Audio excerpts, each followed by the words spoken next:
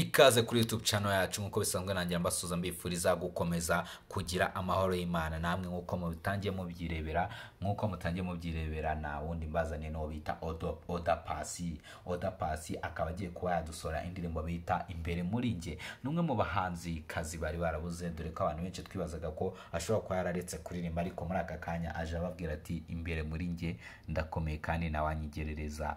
Arangije nyuma yo kuvuga ibi byose yahise yipostingira akavideo kamamaza ko agiye kwasona indirimbo bita Imbere Murinjye. Arangije ashyiraho caption igira iti ese muri mwe ninde wahabaye ubwo amarira yatembaga, bamwe muri mwe mwari mu binezeza umutima.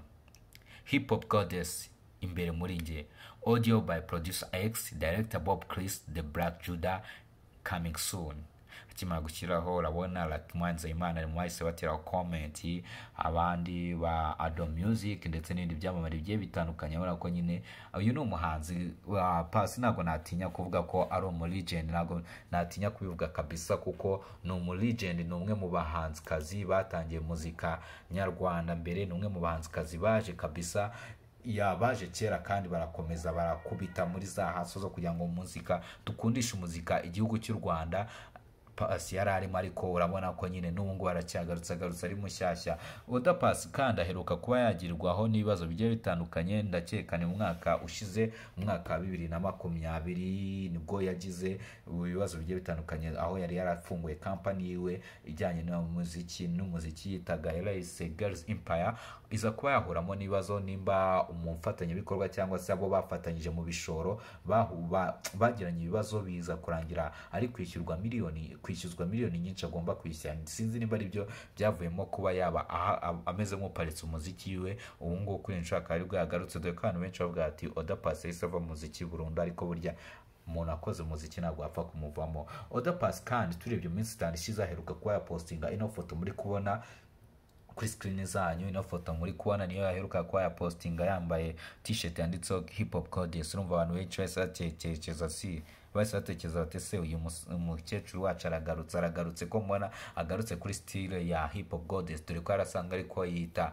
Arangije ahita yiyandikira kuri caption ati umwamikazi niyimika arimikwa, hip hop goddess summer reflection.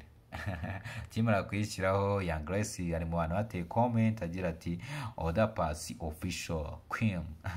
Urabona ko even n'abartiste nabo dufata nkaho ari aba queen muri rap cyangwa aba queen muri music nyarwanda, nabo urabona ko baramwamenya kuko Young Grace ni umuntu ufatwa nk'umuntu ukomeye cyane. Twongeye tugaruke ku zindi post ziwe mu minsi yashize, nka post imaze icyumweru kimwe aho yagiraga ati I may not be a lioness, but I have lion's heart. Avuga ati njye sinaba intare kazi ariko mfite umutima nk'uw'intare. Urabona ko nyine ari kubwira abantu ngenda komeye rwose, nta cyamangana nta cyambuza. Wa mugani wa Bruce Melody avuga ati nta kibuza imara gucuranga. Reka rero mwomeze kubifuriza gukomeza kugubwa neza muri mwese, kandi mbasabe gukora subscribe kuri YouTube channel yacu, kandi mbararikire indirimbo bita Imbere Murinjye ya Odda Paccy. Mwese zabaryohere kandi zanyura amatwi yanyu. Kora subscribe dukomeze tugendane 5 kuri 5. Ciao ciao.